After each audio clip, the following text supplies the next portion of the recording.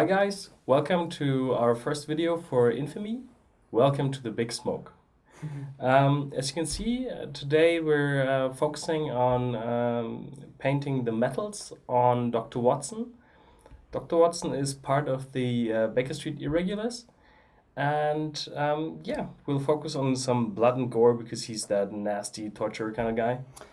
Yes, for those who don't know, the Big Smoke, the new Infamy game, it is a 32mm scale skirmish game with highly detailed resin kits. They're really so small that we were completely surprised when we saw them first, that they are actually so fine. Yeah, definitely. The amount of details and the finesse of casting is really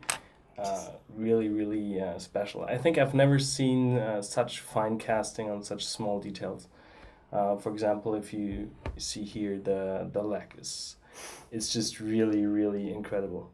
Yeah, how the little tubes come in this kit, and this is all one part. The leg is not glued together. That's the cast actually, so it's pretty astonishing. If you see it here in scale with the cent coin, it's so tiny. Mikh is just crazy with details, especially you can see those small ears he's having chained around his waist. If you look very close, there's even an earring.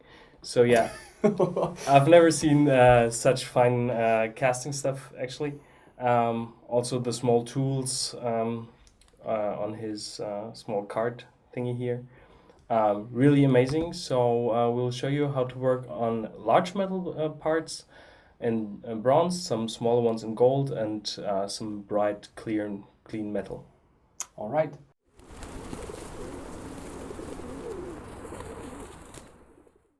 We'll start with the biggest metal part of the whole model. It's that huge tank on the back. We'll make a nice warm brown metal tone, something like copper or bronze. For those, we will use some of the old Games Workshop color, the tin bits. It's a brown metal tone. You can also mix it with metal medium and some brown color. But I really like the satin gloss of this one.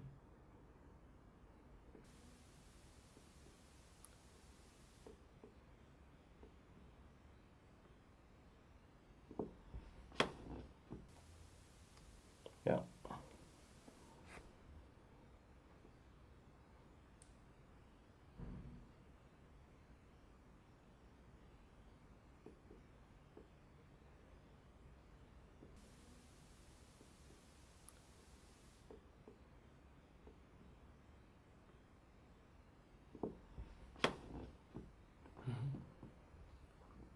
Alright, so I'll continue with that base tone over the whole object, and we'll be back once that is completed.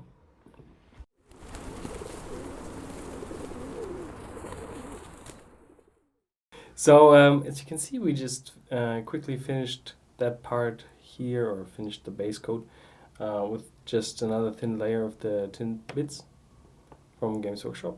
And we will now start and put some shadows. For the shadows, I want the mid shadows to be a little bit more satin and to have a more flat, more dry looking deep shadow. So I'll start with some brown ink.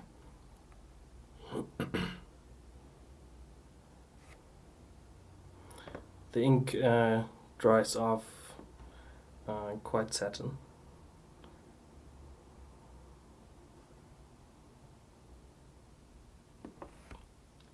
Okay, and with a clean brush. Yeah. Also, the ink allows for the metal pigments to still shine through it, so you don't take away much of the shine that is there from the tin bits. And now I'll add some black for the darker shadows.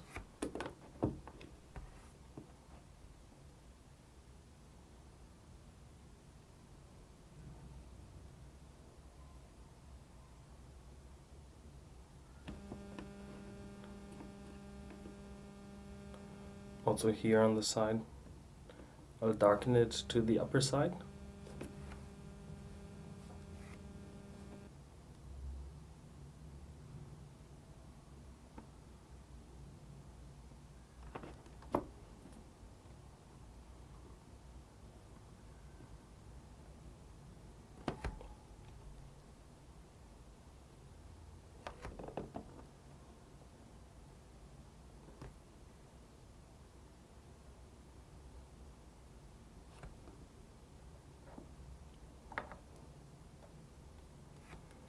And some ink.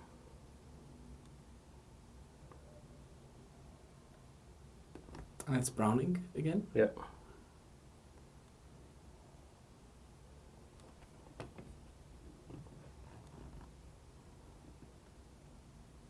Yeah, it's still a bit wet, but you can see the transition is already quite strong. Mm-hmm. Okay, so we make sure we also hit the recess here. And The rivets. around the rivet. And a little up here. I want the main reflex to be on the top of the cylinder. Okay, so for the reflex, I'm mixing some of the tin bits with color called White Alchemy from scale 75. It's basically like a metal medium, so it's very bright.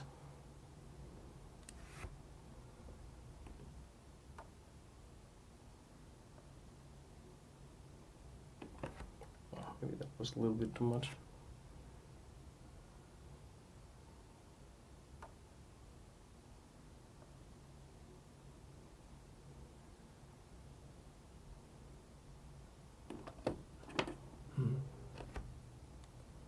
So now I'm taking some tin bits to tone it a little bit down.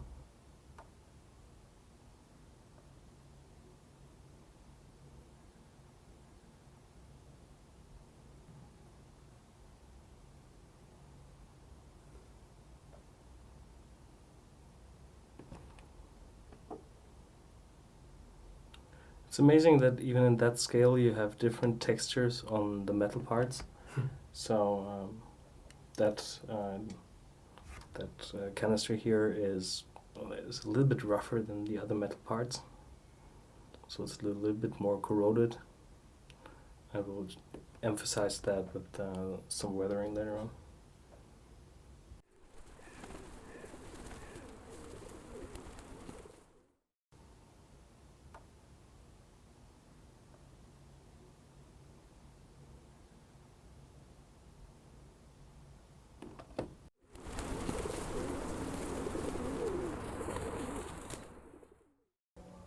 Yes, and about the texture, it's also nice to see that, to find out what different material the metals could consist of. Although they're all metals and therefore they behave, from the structure, they behave pretty similarly, the appearance might change. So either it's some kind of steel or maybe some really beaten copper or some bronze. And it's also good to know about how these things would have been constructed in real life. So and how they age and whether it's important to pay attention to the material for sure. Yes. Speaking of which, I think it's quite nice to see it's pretty glossy on the top, dark to the sides, to the bottom. By adding some weathering, we add some nice color contrast as well. So you can see on the palette I've added some scaly green or scruffy green from Game Color. We will use that for some green oxidation on the metal here.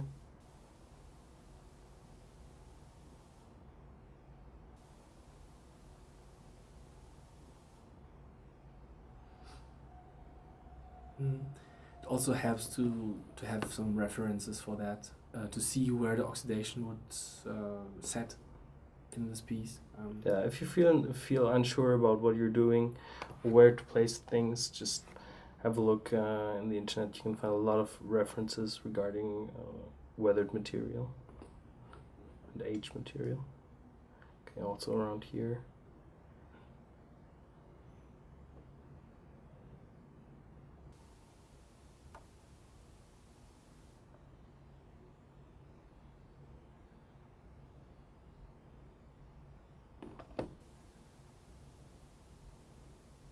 I've added some white to the palette.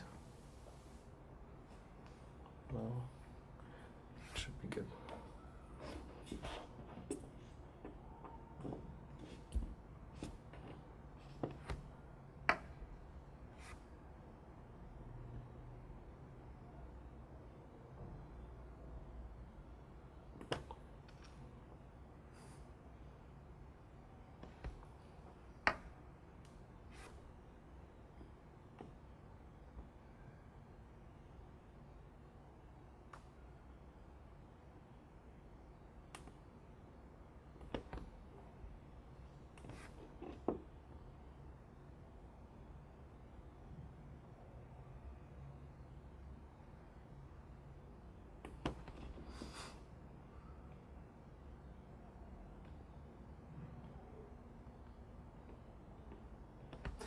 Yes, and if you compare this to a real-life reference situation, you will find that it looks very, very much like the real thing, which is really amazing. With a little effort, you know. Yeah. And It's just easy. Actually, it's like a 10-minute blending. Very nice and easy, and with the contrast of that glossy areas and the flat oxidation here, it turns out really nice. I'll add some like leaking elements here on the sides and also here, and we'll be back once this is completed.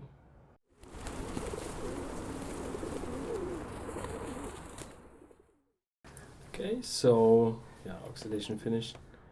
See, just slightly around those tubes here on the back side. All right, so the next part would be the exhaust pipe here. If metal gets really hot, it kind of burns and changes the color. So we would like to try that up here.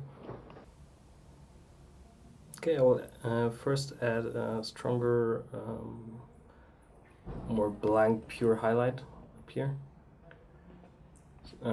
That way we can see if we work with inks or other very slightly thin glazes.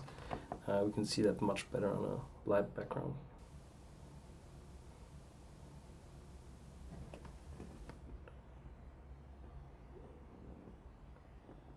Okay, we let that dry for a second and come back with the ink. The transition should be from somewhat white blank metal to over turquoise to some purple kind of metal.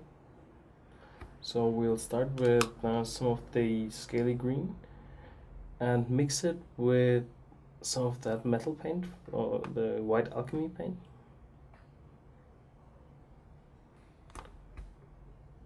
And add a little bit of blue ink, which I added to the palette.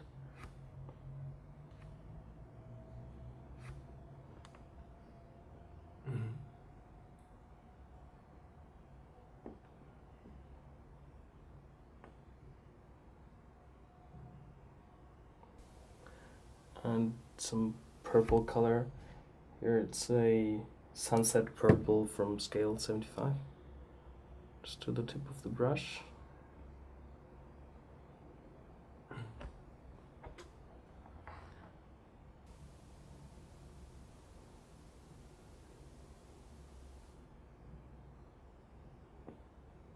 Yes.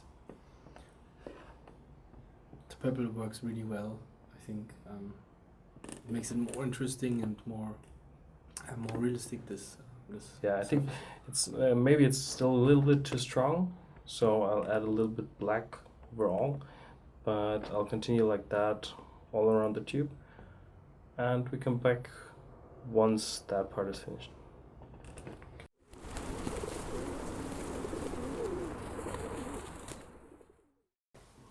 As you can see, I finished the top part. Tiny bit of gold and some purple and blue all around. To unify it a bit with the middle tone, I just glazed a little bit of tin bits over it. So just in that area here. Alright, so we could still add some tiny little scratches to give it a little bit more detail. And it's with the highest metal. Yeah, again with that white metal. or white alchemy.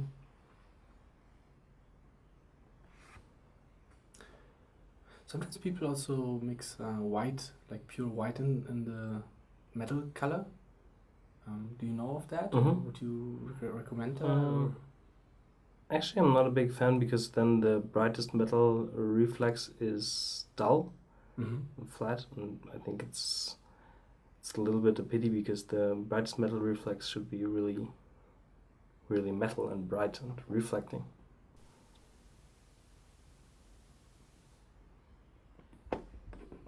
Yeah, you can add very quickly. You can add a lot of texture and story to the surface. Yeah. All right, I'm very happy with that, and we'll continue with the saw. You can see this side is already painted in a dark metal tone with reflex on the upper side. Painting metal, it's always also really important to have an eye on where the reflexes would hit the metal. It's not only important when you paint non-metal, it's also important for real metal. Here we're going for quite a bright metal for the blade. Here that element I want to be golden, and small elements again in some silver metal tone. We start with a very dark metal. It's black metal from scale 75, and maybe just a tiny bit of black as well.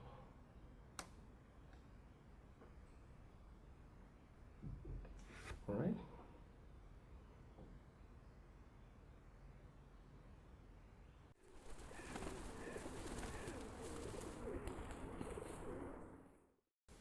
Yes, also one would think that parts like this that are movable, they would look a bit more polished, or at least there would be some traces of the spin in the part.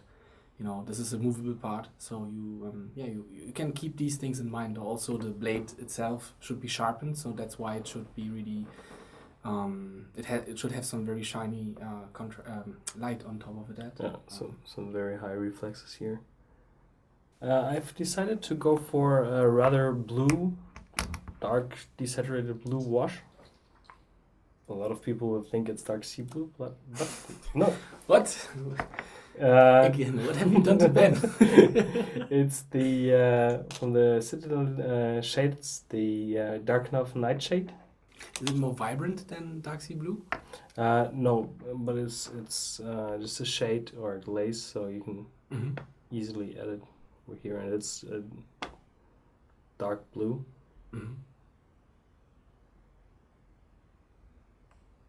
But yeah, you can see how it's really nicely flowing into the very small recesses.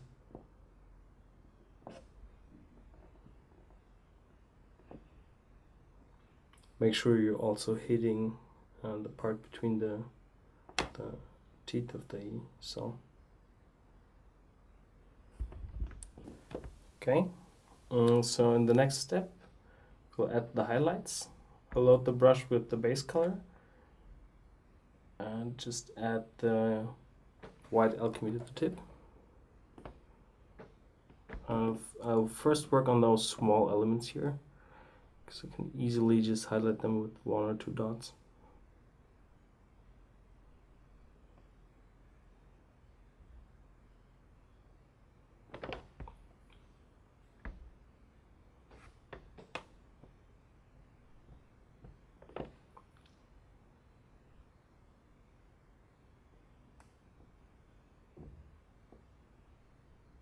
And so again, small dabs and points instead of lines there, right? Yeah, but those elements are really very, very thin and tiny, so it's really hard to blend on them, actually. So dabbing is a better solution.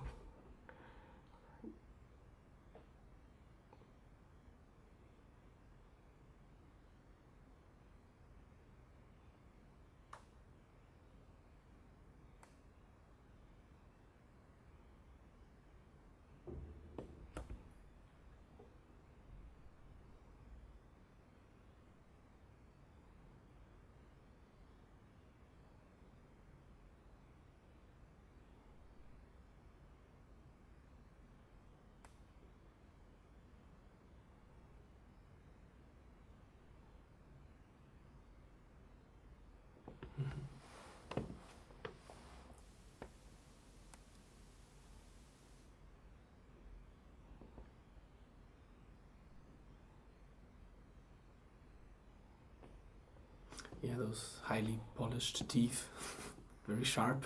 Yeah, they're Watch your fingers. super aggressive.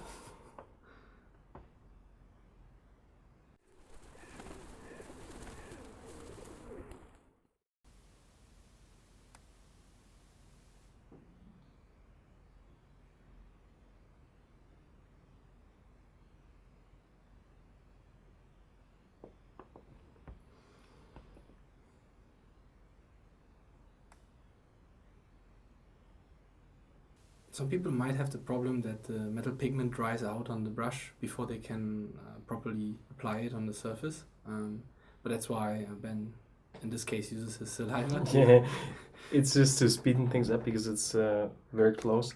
Mhm. And yeah, but the metal medium actually dries, for my feeling, it dries a little bit slower than the metal paint. Mhm.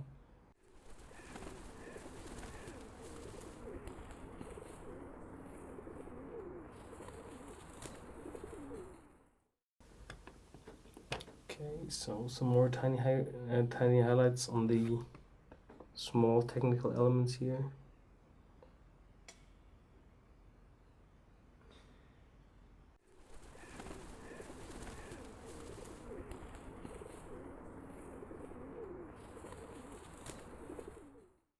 All right, I like that look, but I think it needs another thin layer of the dark nightshade.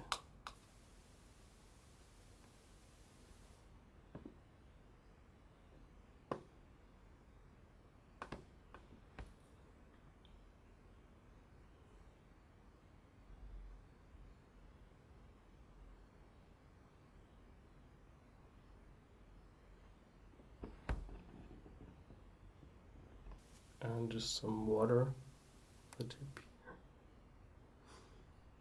Just to guide the ink through the crevices Yeah. on top also. Yeah, so they are equally diluted, like in a circle. All right, I think that's already quite nice. As we will add some blood and gore later on, little here on the blade, not too much, but just a little decent here and there, and that part will be gold. So once the nightshade is dried, we'll add some tin bits for the start. Okay. So tin bits.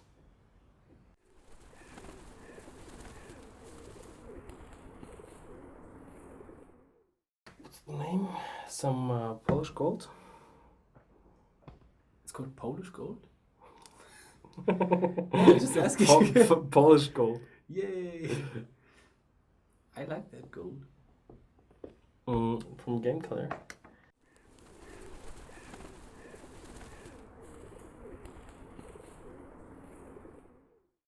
Okay.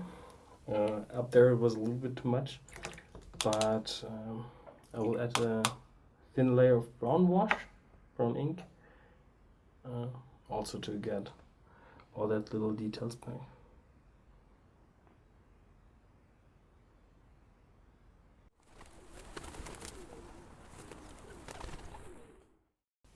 Okay, it still looks a little bit too separated from the blade for my taste. Mm-hmm. So once that is dry, I'll add another layer of that dark.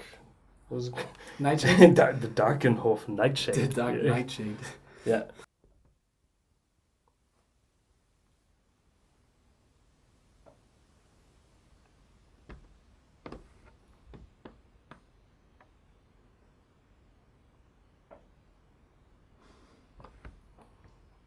And some highlight with the white alchemy and some of the golds.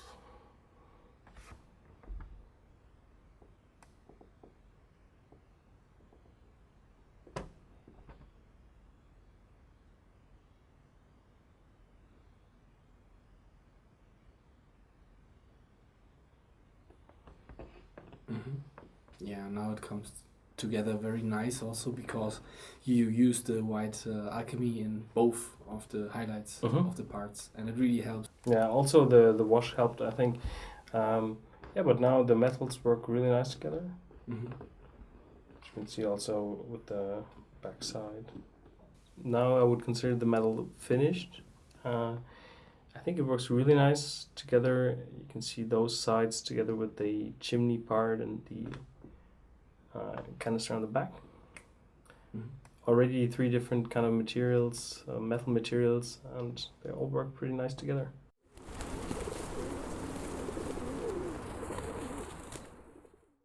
Mr. Watson is pulling that Contraption. huge contraption with him, so that would be the next part. Yeah, you can see there are a lot of details on the table. That area here will be pretty messy with some blood stains on there. Same as on his apron and on the chainsaw. Alright, for the gore we will set up our palette and add some different colors. And we'll be back once that is prepared. As you can see in the back here, there is prepared a cup with some Tamiya clear red. Here it's a little thicker already, and here we thinned it down a little bit with some of the thinner. We have some black paint as well to mix it a little bit up so it's not that bright, because it looks a little bit too cartoon blood if we use it like that. Alright, so we mix it here.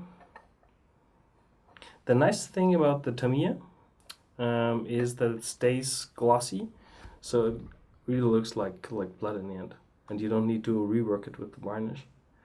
Alright, so you try to dab it a little where the blood would gather. Also here on the... Another really nice feature of the Tamiya clear red is that it clogs, just like real blood would do. After the time, the resin will bind, and it will form little lumps of blood. Yeah, if you want to use it on a larger scale, you can also add a little bit of uhu glue and mix it and create some nice, nasty looking strings.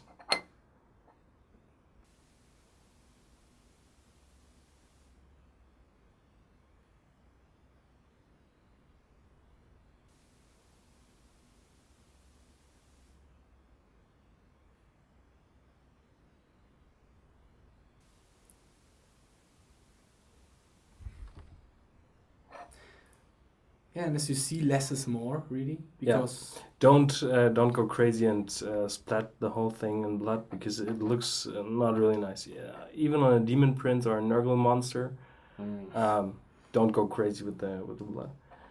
Okay, and just a tiny bit up here.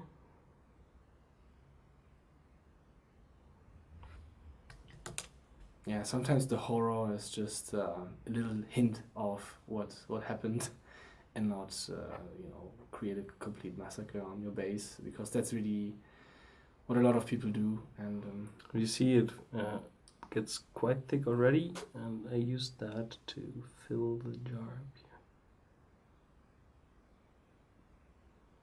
Not too much.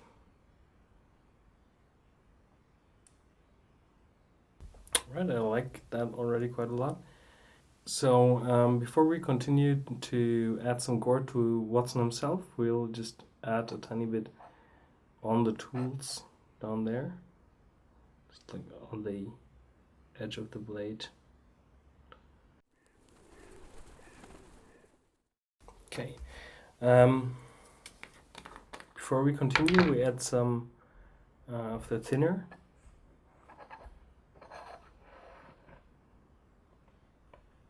you have to do that every now and then when you want to continue working with the clear red, because it clogs and the thinner allows it to flow again.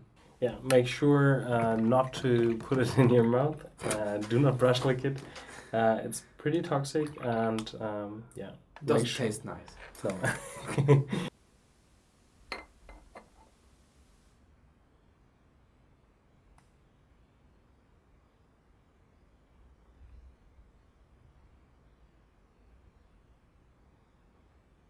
You can also use the almost clean brush just with a bit of the diluted a clear red to get like a more diluted blood look like here. Mm. Yeah, really not all that much. Looks funny with the background because that's you know what a lot of miniatures would end up looking at, like blood everywhere. That's true. Yeah, it's really important to use it just very rarely and to get a nice and decent look. Also, the gloss is very important. Here, you might have wondered what that is. That is some brown ink. Mm. You can see it like that. It looks good. There, more brown. So we'll add some of the red here. And just add very tiny, more like little dots.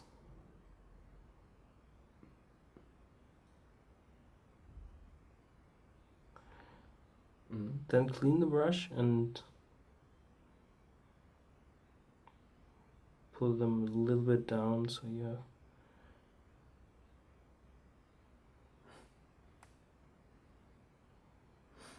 So it looks like the blood soaked into the fiber.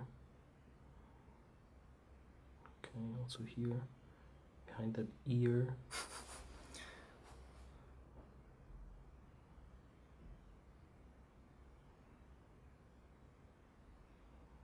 Yeah, and this much more controlled way on applying gore and blood is, in this case, much better, we think, than the uncontrolled splash that you could also do by blowing on your brush. Yeah. There's one technique where you just load the brush with Tamiya Clear Red and just blow over it and have a nice little sprinkle all over the model.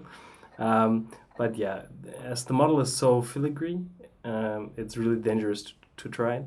So we went for the just painted method. Right, so a little bit more red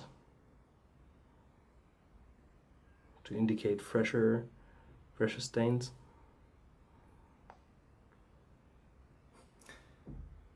And yeah, maybe he stuffed some bloody instruments in a pouch around his chest.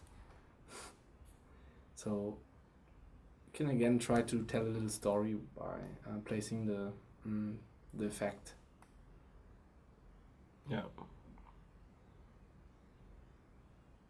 And that's really tricky again to balance and to choose the right amount of gore effect, so it doesn't look too much. And also the composition is very important and not easy really to do subtly. Yeah. But I already like it on the upper part.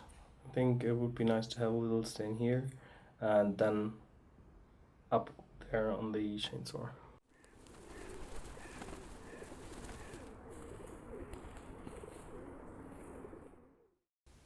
Okay, perfect. So next and final step of the gore will be up here. The BUZZSAW. The BUZZSAW. It should be a little bit more messy than the rest and maybe just have the stains in one direction so it looks like the blood splattered to one side.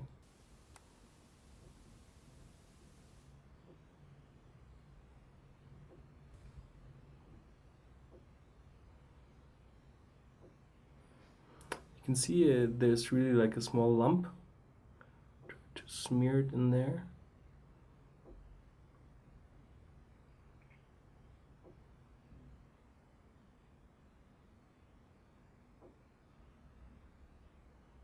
I really like the contrast of that shiny red and the metal. Yeah.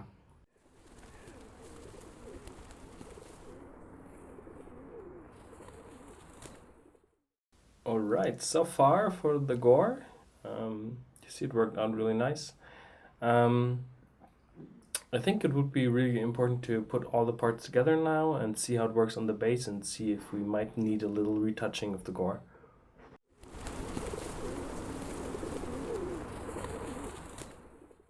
Okay, so as you can see, we've put all the parts together on the base. We just made a small stone base to have like a street-like look.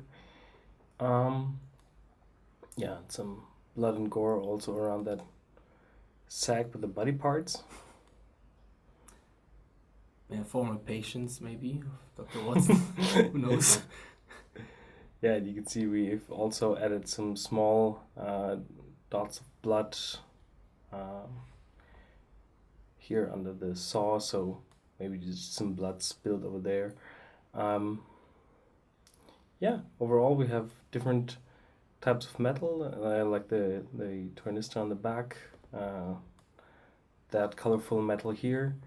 I'm very happy how the model turned out. I really like the overall contrast and just subtle blood stains here. Mm-hmm.